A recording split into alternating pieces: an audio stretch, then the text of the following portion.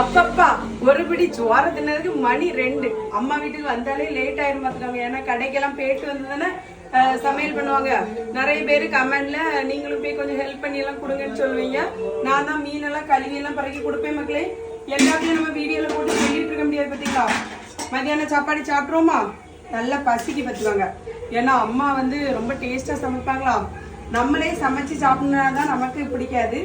அம்மா சமைச்சா அமிர்தம் தோத்துரும்.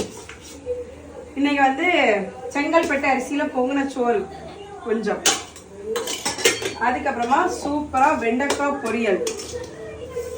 எப்படி இருக்கு பாத்தீங்களா மக்களே. காய்கறியில எனக்கு வெண்டைக்காய் ரொம்ப பிடிக்கும். உங்களுக்கு பிடிக்குமான்னு சொல்லுங்க.